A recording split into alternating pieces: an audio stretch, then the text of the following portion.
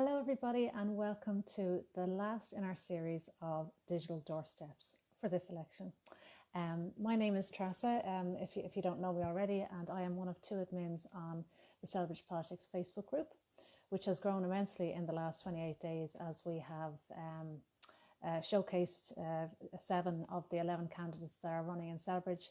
And as we have engaged in conversations, excellent conversations I will add as well, with the candidates, there's been a very fulsome and very complete set of questions and answers done. So on that note, and given that it's our last night, I'm almost relieved to be here in a way, but sad that it's ending at the same time.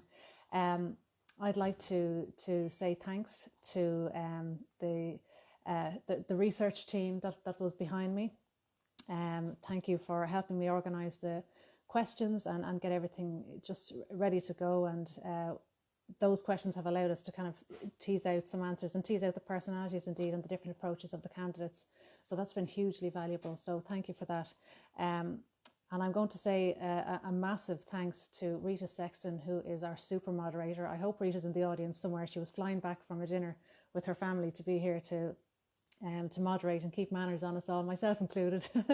I don't know if she's in the audience yet. She's probably just logging on, but Rita has been with me since day one of the group, and we've been working side by side, and she's absolutely fantastic. So thanks very much, Rita. I really appreciate it, and it really couldn't happen without you, because obviously if I'm on camera, I can't moderate myself like I normally would. So you're amazing.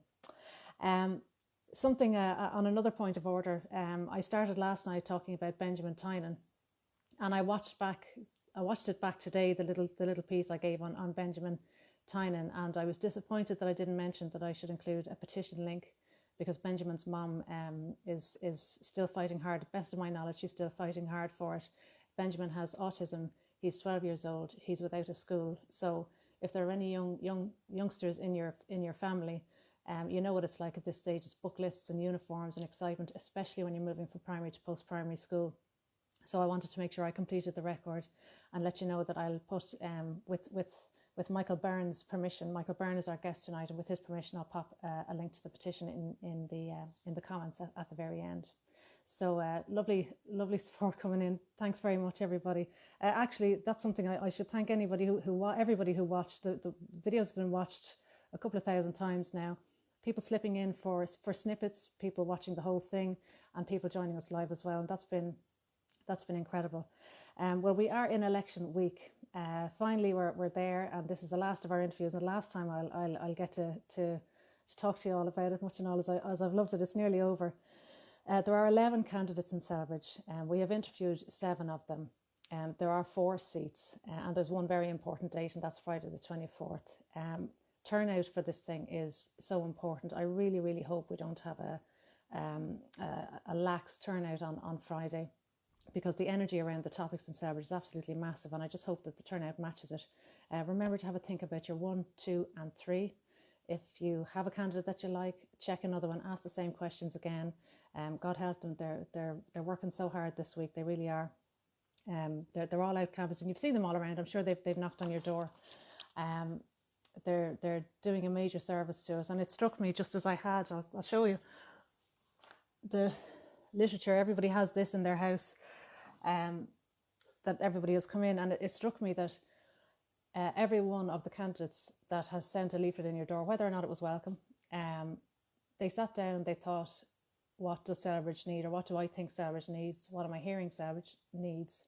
How will I put that into words? Will I put my whole personality, my reputation, my CV, my work experience, my whole history, and a big part of my future on the line, and stand up and kind of take the flak that comes at candidates? They've all done it, all 11 of them, and the 7 that have come and done interviews, Michael Beirne included. Obviously, Michael Beirne, you're yet to meet. He's about to come on. It's brave. It's a brave thing to do, and it's like a huge, very long job interview. And I suppose my heart goes out to them in a way, because it must be very nerve-wracking coming into Friday. But well done to all of our candidates. You've done a stellar job. You've been everywhere. You've been all over every issue. and it's great. So I know that Michael is in the audience. We've had our delicate setup time, so I'm going to try and find him and bring him in as usual. Because Facebook changed the settings, things get a little bit crazy for a few minutes. So as we have done last night and on Friday night, if you could forgive me for a moment while I do a bit of button pressing here, I'll bring Michael in, you'll get to meet him, and I'll allow him to introduce himself when that happens. So bear with me for the last time. Thanks a million.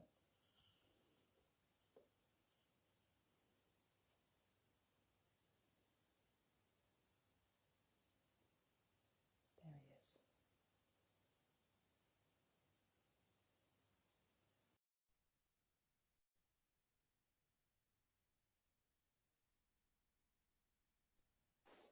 Ah, way, fantastic. Hi, Michael, how are you? How are you getting on? It is I, I, Teresa. I'm getting on very, very well indeed. You had no problem connecting at all. You were straight in and you were already there in the menu when I went looking for you. Fair play. Well, I must say fair play to Kira Galvin.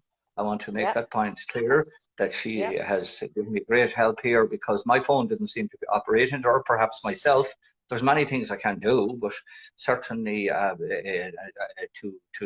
make this particular connection failed me. So I wish to make that point clear that she'd help me Well, here. she was fabulous. I have to say, everybody, for what it's worth, myself and the candidate spent a full week of testing the week before these interviews started. Um, and Michael and I did have difficulty to connect, but as soon as I mentioned that to Kira, it just came up in testing conversation that it hadn't worked for one of the candidates. She offered immediately to help, and to her credit, we now have Michael to join us as a result, and it's fantastic. So thanks very much, Kira. I don't know if you're in the background there in the kitchen or anything like that, but thank you. She has gone, and Kira has wanted the She's scene left you to as it, has she? wanted, but Okay. I did, and I got some work done on it too downtown on the phone because it wasn't up to date, I think, as well. So Right, there's right. there's a guy down there on the left hand side there as you go up Midtown. Don't know the name of the place, but it's close. It's close by I know the my place. spot. Yeah, Quite and good. Now. it is He good. did some It work. is good. Yeah, yeah. Well, Okay, so whatever he did has helped because you're loud and clear. So we'll get going. Michael, my pattern is to give a little rundown of the interview and then hand over to you. So I'll do that shortly. So for everybody at home, it's the usual format. Anybody who's here for a second time or a third time even will know the score, but this is how it starts. I will ask Michael to introduce himself. After that, I'll ask a series of questions. The first one you have heard 6 times, and tonight you'll hear it for the 7th time. It's the common question. Right after the common question, I will ask a few questions that have been tailored to Michael specifically. Michael and all of the other candidates have seen the questions in advance, and that's as I've explained a few times. It's really because the purpose of this is to get to know the candidates and let them tease out the answers and to hear from you in the comments. So if you've got a question that you'd like to ask in the comments, please pop it in there, even if you've asked it before. Michael Beirne, can I just ask you, I'm hearing a little bit of distortion on the line in terms of sound. Can you hear that? no, I don't hear that at all. You don't hear that, okay. Anyone who's watching, if you can let me know if the sound is okay, that would be great. So we'll start. Michael Beirne, I'm absolutely thrilled that you're here joining us. Could you tell us a Thank little you. bit about yourself? Well, Michael Beirne, my friends call me Mick Beirne, so that's what you'll hear me refer to among my friends and many people who know me. Now, I have been living in Stourbridge since 1980. I came to Stourbridge to work with people who have special needs. In St. Raphael's, I came to work with them, and I worked there for 7 years. Um, and the job that I had there was in the training centre, vocational training centre, and my work was to use my knowledge of plant growing and nursery work to develop the innate skills of those people, and also to give them an interest and an occupation. And it was very successful. We established a little nursery there, and we grew plants, and every one of them particular abilities had a particular role. Yes, you're there, Kira. For instance, people with Down syndrome, they were particularly good at potting plants, I had lads who actually were very mildly handicapped, and I taught them how to take cuttings of plants and how to apply hormone to them, how to treat them before one would insert them into sand, and then kind of develop a root system from that. So I had people of various levels, but they all had roles, and it was very successful. It was very fulfilling. I was there 7 years. Now, my knowledge of horticulture comes from my having spent 3 years in the National Botanic Gardens, where I did the senior diploma in horticulture. And after doing that, I worked for 8 years in horticulture, mainly in nursery work, also garden centre and landscaping. Now, my interest in the environment stems from there.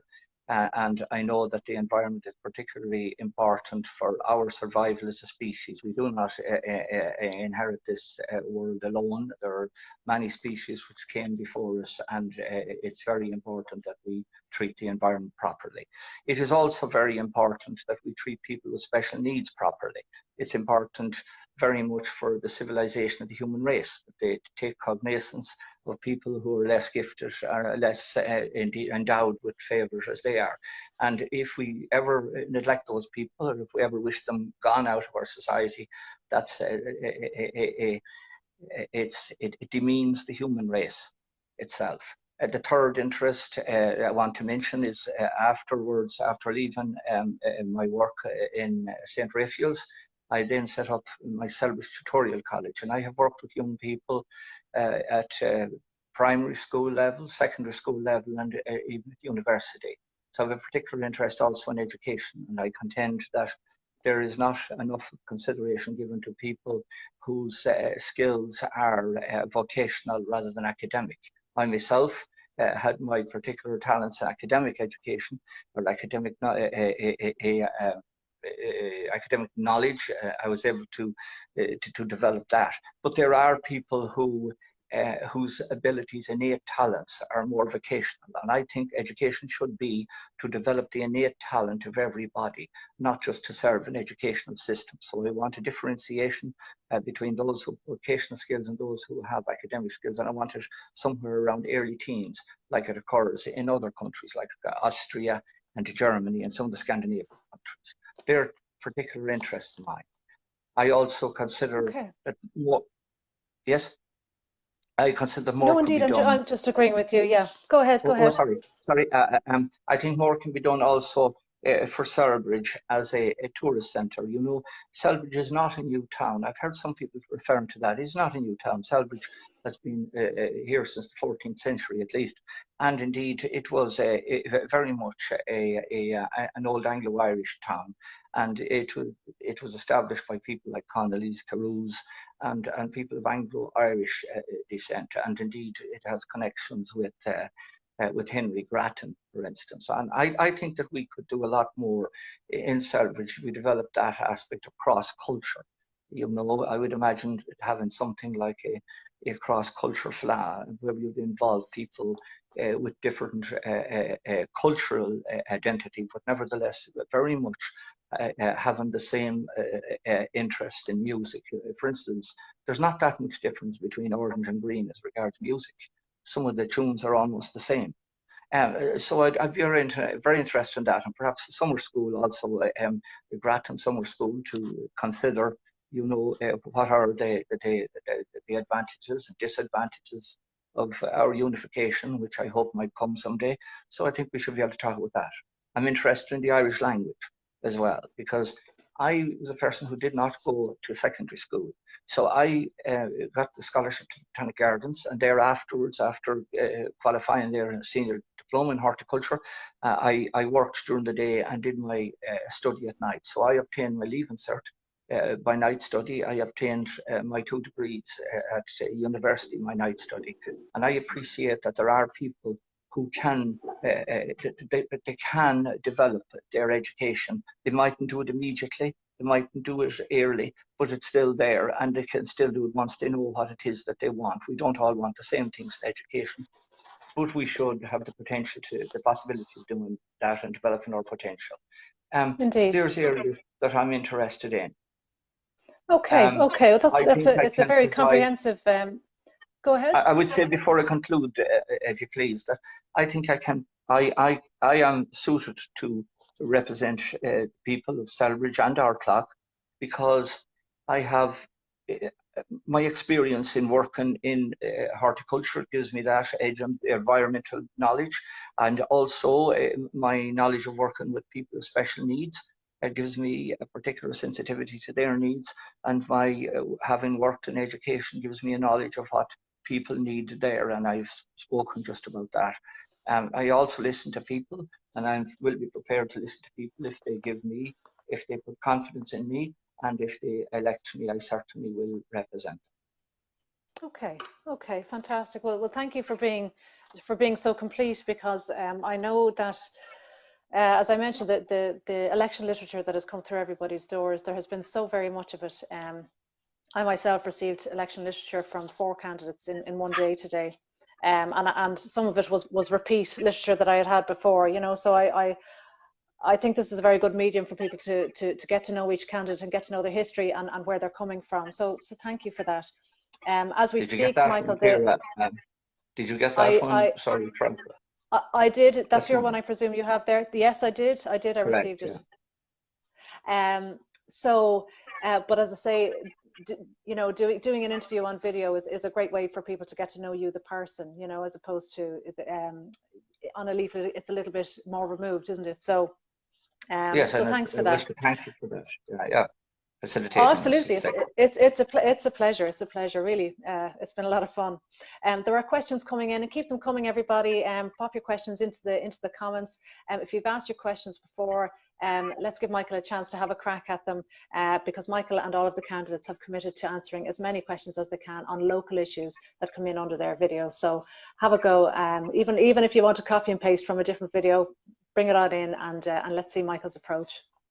So a couple of the comments that are coming in, Michael, Bernard has mentioned about the unfair treatment of, I'm paraphrasing Bernard, forgive me, it's there in text for you, Michael, afterwards, about minorities, migrants and travellers, that they are not the cause of the issues that we're having, but they often end up stigmatised or with a reputation or some sentiment that's negative against them.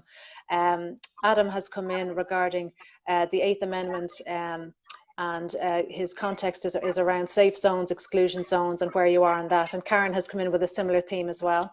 And I suppose to expect some That questions isn't that clear. might. Sorry, I'm calling you the wrong name. Trasa, It's is that okay, correct? don't worry. Yes, I'm yeah, calling that's clear, okay. but it is not clear, you see. But on the travellers, let's skip to that. When I worked, in fact, that's something I didn't say. I worked with travellers. That was in Bray, a particular scheme in Bray. I worked out there, and Yeah. so indeed I did, and I had them again training them in certain areas of horticulture. Got on quite well with them actually. Um, Well, got the in. question isn't. There's no suggestion there that you haven't. It's more Oh somebody's no, I asking know the that. question because they mightn't know that about you. But you can address those in the comments after the video, and we'll keep going with Oh, I our see. because we're going to have lots and lots of questions coming in on the comments. So I'll let you know Yeah. as they come in what the subjects are. There was So one we'll in the move Eighth on. Amendment. I didn't get that clear. I didn't get that clear. It's gone past me on my screen now, but two viewers are asking about how you feel around exclusion zones, safety zones, and the Eighth Amendment generally, and supporting it, I suppose, now that it has become law with a popular vote. Now, that is a national issue, and you know, as with a lot of What's national issues, exclusion zones? there is a local. Sorry, what's Well, exclusion zone? I tell you, we won't get into the Eighth Amendment here because, as I say, Okay. it's a national issue with a high I local think interest that because obviously, I think people of Selbridge know what I had, my opinion on that matter.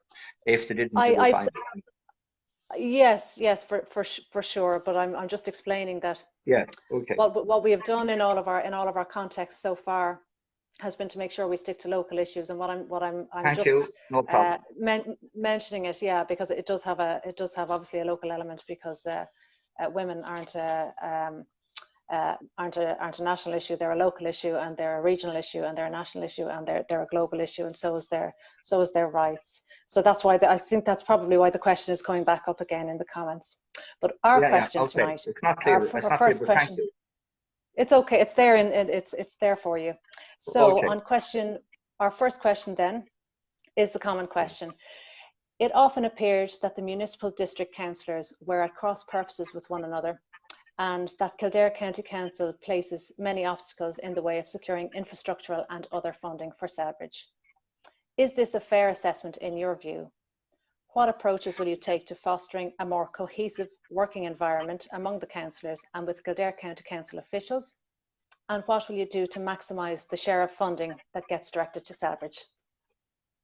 Well, first of all, as regards cooperation with councillors, I think that it's imperative that they cooperate with each other. Whoever is elected, if I'm elected, I certainly intend to do that.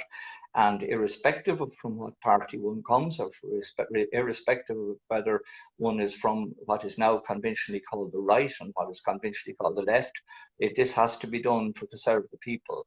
And I don't believe, in fact, that there is anybody particularly essentially left and essentially right. I think people have attitudes sometimes which would be considered right of centre. Other times they have the same people have attitudes which are left of centre. So I don't believe in the categorisation of anybody like that. And I think that nobody should try and do it. On the other matter, it is essential that they cooperate. I haven't been in the Kildare County Council, so it's those people who have been there who can answer that question, whether they didn't cooperate or not. And it is those who can also say, as regards whether they think that at any time that there was some effort made by engineers or whoever in Kildare County Council to in any ways deny whatever was needed by the people. So that's something I would certainly be interested in if I was elected. You have to be able to have a rapport with the officials in the county council. Absolutely. It's essential that you do that. And you don't always have your way. You have to be able to compromise, and you have to be able to barter. And it's always been that way if you want to succeed in life. Politics is full of that.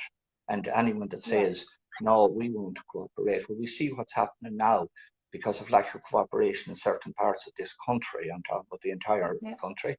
You've got to do it, and you've got to do it for the well-being of your people. Absolutely, absolutely. Okay, thanks for that. Indeed, it is something that I suppose you get a closer experience of it if you're on the council, and that's a given. The sense that people seem to have in Selbridge is that it's noticeable when there is any discord. You can kind of tell if there's any discord on the council. Interesting to get your take on it. Thanks for that. So moving on then to our question on infrastructure. You have mentioned in your literature that you want to address flooding on the Ardclough Road from the Grove to the Liffey Bridge. It's a very specific mention that you've given it. So the question is, what do you propose as a remedy for that situation? And are you aware of other small to medium-sized infrastructure issues in the town? Can you give some examples of other local areas which need to be repaired or improved? Now, the matter on the Ardclough Road, I live in the Grove and have lived in the Grove since 1992. It's a continuous problem, and it hasn't been abated at any stage. It hasn't been dealt with. And if anybody walking on that footpath, going down to the bridge or coming the opposite direction, and when the road, even after a sudden shower, certain areas of this road become flooded, and cars go through it, and they splash and spray people, irrespective. It could be old people, it could be children, it could be anyone. And you could be drowned on that road before you get down to the bridge. Now, that's not good enough. The pedestrian has as much of a right to the road as anyone else. And this is not being considered. And nobody has dealt with this. I don't know whether it's councillors' fault or engineers' fault. What should be done about it? Now, I'm not unfortunately an engineer. I claim many things, but I'm not one of those.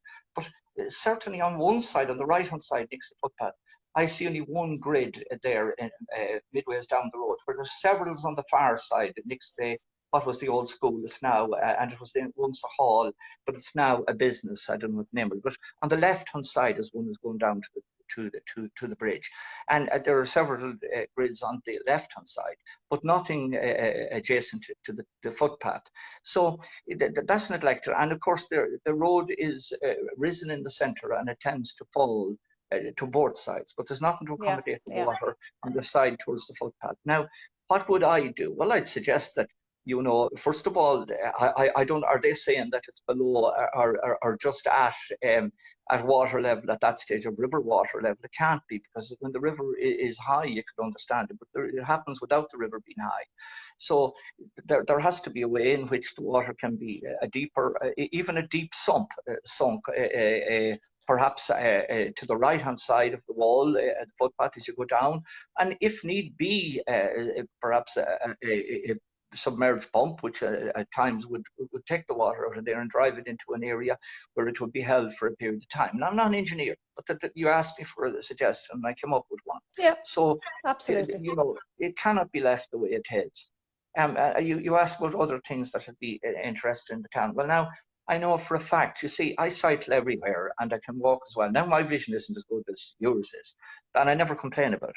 I never took a penny off the country for that, off the state for that. I'm proud of that, because I worked all my life. But everybody mightn't have done the same thing, or everybody might be lucky. But as a person that hasn't the greatest vision, I can tell you one thing, that the footpaths are not improperly laid, that there are rises and falls in the footpath. Now, anybody who has perhaps to depend on having a walking stick, because they have a problem with mobility, these people are in danger of getting tripped up. And that's in the main street, and it's up in St. Patrick's Park, for instance. And that should be dealt with. And indeed, areas that, there are certain little, what would they call them, conduits and whatever, where there are where there's no pavement, but there's a manhole, perhaps that should be painted, perhaps, so that people could see that this is a different level. That this should be done. Everybody should be considered. There's another matter. There should be the laneways, the bicycle laneways should be properly marked out, because what's happening currently is that young people are riding the footpath without any consideration. And I'm not attacking these people, but there's no guidelines given. There's no particular distinct. There's no cycle lane. Let's face it. There's no cycling infrastructure at all. That's what I'm saying. Yeah, I saw a woman coming out of one of the hairdresser salons, and she was nearly taken out by a young fella on a bike. Now, if she got hit, would he stop? I'm not going to judge he would or wouldn't, but I'm going to say that she could have been badly injured. That is not good enough either. This lady is entitled to come out of the salon without running the risk of being knocked down by somebody on a bike. Now, I cycle everywhere, and I don't use the footpath at all. I can't understand why big teenagers have to use the footpath. So there should be a distinct cycle lane marked for that purpose. So there's three things I'd mention. Another thing I'd like to mention is, as a person interested in the environment, we must more and more go into public transport, more buses, more trains, of course, but we must also go into the electric cars. We must have more electric cars. Now, there's no power points in the town of Selvage. There should be a power point somewhere in the town of Selvage to accommodate this, so that people could charge up there. And I know this, I think there's one up at the railway station, but there should be one in the town of Selvage. Yeah. So that's another point. Fantastic. Fantastic. Well, you're certainly full of ideas, Michael, and all quite specific, which is really welcome, because you've obviously thought about it and you're not fudging the question. You've experienced it yourself. I didn't know that you cycled everywhere, for example. So that's something that I cycle everywhere. One of my favorite things is climbing the hills of Atgo, and I love this bike. Yeah, I've cycled all of nature, Ireland. Obviously. Oh yeah. Okay. Oh, yeah, you get the well, there we go. I should have asked you a question on cycling, perhaps. Yeah, another thing I'd like to say, though, another one besides cycling, I think every house in the state should have what I call a daisy patch, where natural flowers are allowed to grow to maturity. Every lawn in the estate of Selvage is being shorn as if, say, the great Roger Federer is going to come over and play. He's not going to come over, I can tell you that. If he does, anyway, you could prepare, there's a tennis court for him. So he's not coming, so there's no need to shave a lawn. There should be 2 inches of grass at least on the lawn. And the other point is every estate should have a daisy patch. Should have a place where these pollinators can operate, bees and butterflies. And children love flowers. They always loved flowers. They gathered flowers, forget-me-nots and daisy chains, and they did all of these things. We're being we're alienating our children from nature, and they're not seeing the beauty of nature. All they're seeing is television screens and phone screens, and hearing, cars going around with bass drums on them, and there's nobody you don't even hear perhaps birdsong anymore. So we must let our children give them a chance to appreciate nature, because the future is with them. And if they don't save the environment, if they don't save the environment, it's going to be lost. It is they who will do it. Well, it leads me nicely into the next question, which is on your green policy. For anyone who's hearing a little bit of distortion in sound, my apologies. I'm not sure what I can do about it, but hopefully you can still make It's me my out. Western accent. Slight It's Western my accent. Western accent. And in Higgins, Oh no, Higgins, no, it's not at all. It's not at all. I'm pretty sure this is Facebook just playing with my, messing with my head, I'd say. Okay. On to question 2 on the green policy. So as part of your green policy, you propose to implement a new licensing and tax system. It's quite a specific policy you've mentioned here. A new licensing and tax system on chainsaws and mechanical hedge trimmers due to what you believe is their indiscriminate use and impact on bird life. How could this be achieved in practice at local level? Would it be a blanket tax on a set list of products? And what percentage, for example, are you proposing? Sorry, you're going to come in there. I am indeed. I'm going to say that we know that something has to be done about the environment. We know that the carbon, the CO2 content in the atmosphere has increased.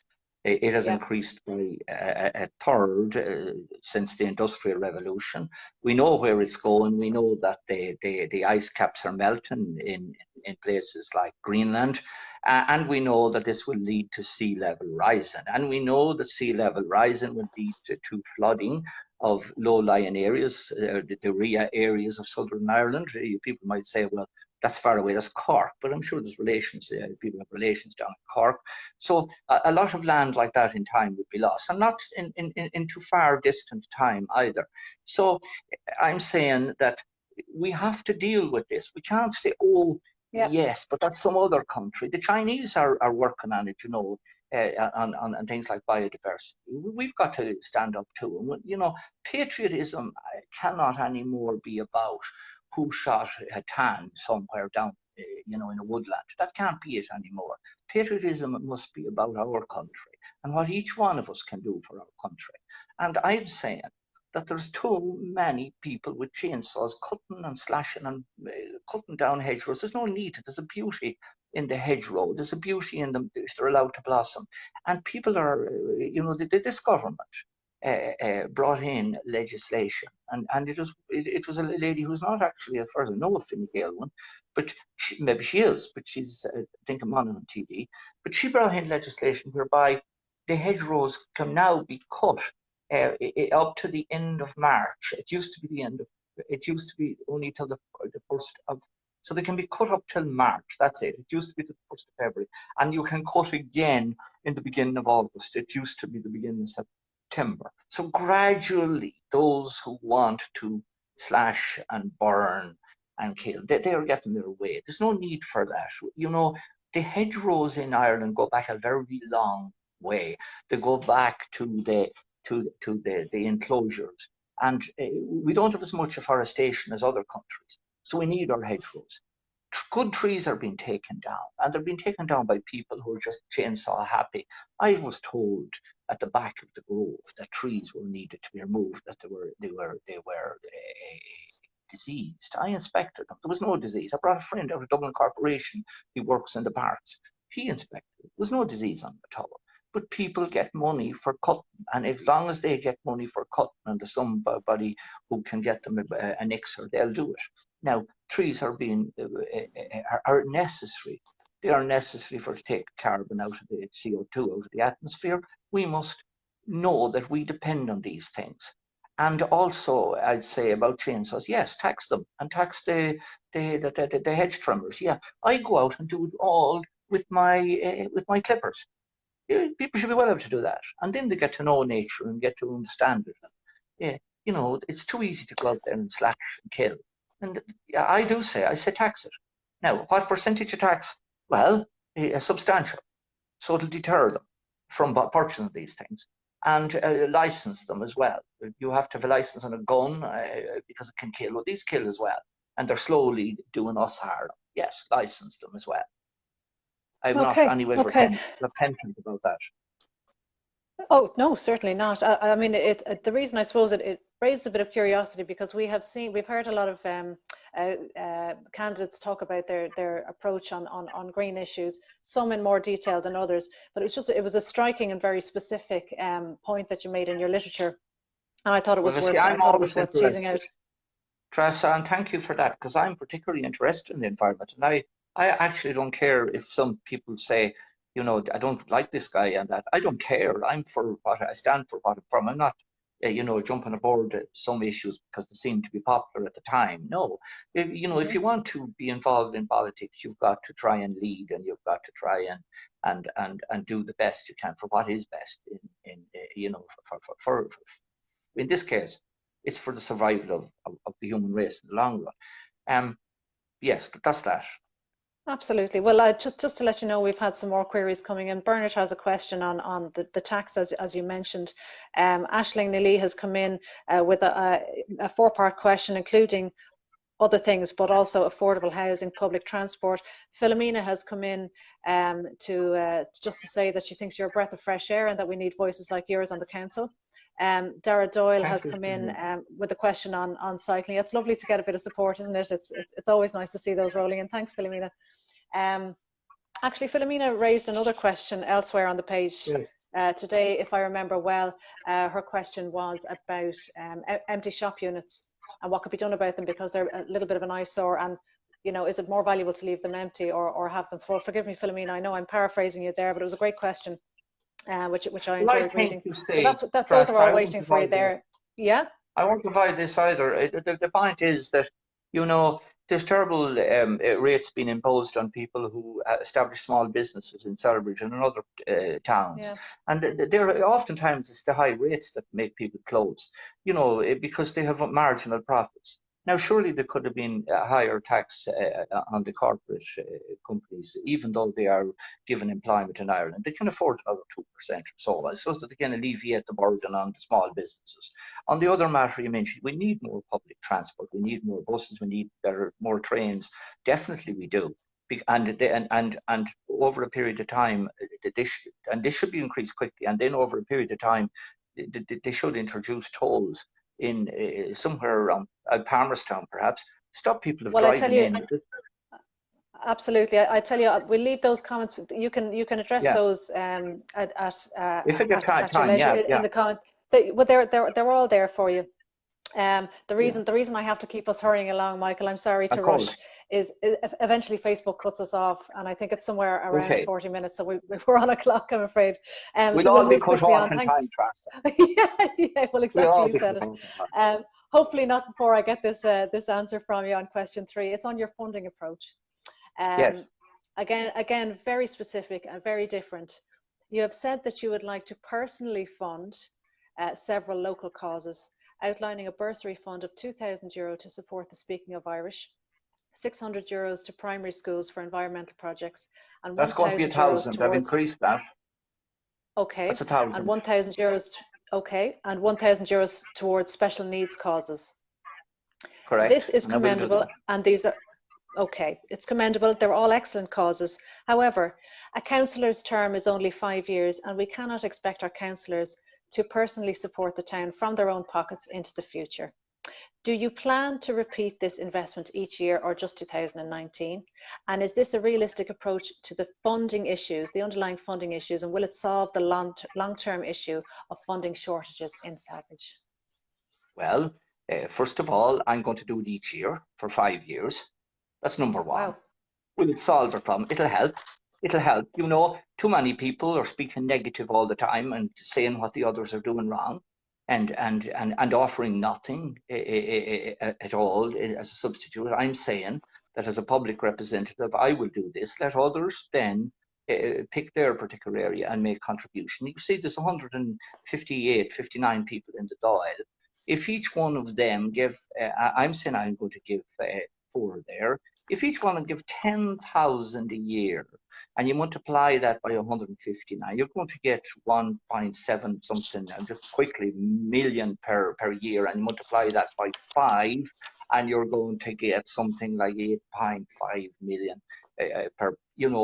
from the Dáil. And that could be put to things like homelessness, perhaps to accommodate. And there should be a shelter built, in fact, for people. I hear a lot of people talking about housing and the homelessness. Well, there's a percentage of people on the street who are actually people who are taken out of institutions of care for people with lesser abilities, psychiatric people with psychiatric problems, and they're on the streets. There's a percentage. I don't know what it is. Who will not be able to manage themselves in a house, and that has to be taken into consideration. As regard housing, I think small companies should small building companies to do small areas of building rather than the huge big building companies. There's lots of little small areas of land which is available. Also, there's a lot of empty houses on the train route. If one comes from Athlone to Dublin, a lot of empty houses there. There's no reason with a proper train system why people could not be able to live way outside of the city. You don't have to live immediately beside the city. You shouldn't have. It's a huge waste of time now. People driving into Dublin. There's a waste of people's lives sitting in traffic jams for half and Absolutely. 3/4 an hour every day. Now, I'm going to do this every year if I am elected, and the record will be there to show that I did it. Now, will it help? It certainly will, and it might inspire other people to do something similar. I can tell you, Trasa, I remember from my father telling me, I come from originally from Roscommon, and I remember him telling me about a guy. There was a party he told me about. It's called Clan Natalún, and a guy put money into a scheme. He says, I'll put so much in if each one of you people lives in a rural area, put so much more in, and we'll get a scheme going to develop a road down to the river where there was land. People had, various, the land had been divided.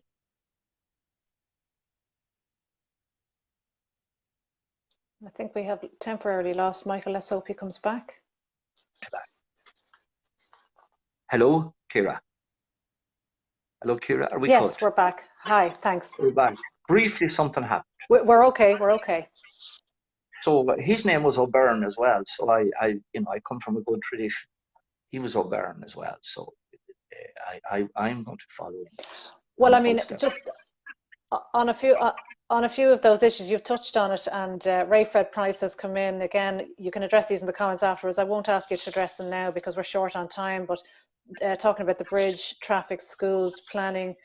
Oisin Lynch is wondering, how will you juggle things? Will you keep working? The councillor salary is very low. Will you keep working? Will you do it full time? So there's lots of different topics coming in. Of course, I'll keep working. If I'm elected, I'll go to keep work. Does he mean in the council, or does he mean I'm working my tutorial college? I will continue to work my tutorial college. Yes, that's that. Okay, fair play to you. That's that one answered, Oisin. There you go. You heard it here first. So thanks, Oisin. Thanks, Oisin. He's very kind. There's a lot of questions have come in, and it's great to see. I must say we've covered it. It's been quite an unusual interview. The questions have been that little bit different because your material was that little bit different. So thank you very much, Michael Beirne, for answering my questions. I really appreciate it, and for coming on tonight. It's been great. I'm not sure whether we still have a live line, but I know that everybody at home will have appreciated Michael Beirne taking the time and coming on. As we had difficulties in testing last week as well, going that extra mile to make sure he got connected with Ciara's help. So I'm going to wrap it up here. I'm hoping, Michael, I don't know if he's freeze frame for you, but he's frozen for me. I can't see him anymore. I wonder, can he hear me? But hopefully he'll So we're wrapping up. It's the very end of the very last doorstep. Well, here I am on my own. He's gone. Oh dear. I may as well take the opportunity to say thanks to everybody for engaging, for the questions. And I'm really looking forward to seeing what happens on Friday the 24th, when Michael Beirne will be looking for your #1 vote, as will the other candidates. So it's a hot race, and I'll keep you. I'm going to go down to the count centre myself and see if I can get a little bit of a feel for which way the wind is blowing on Saturday down in Punchestown. And yeah, I'll let you know. So thanks again, everybody, and for the last time, good night.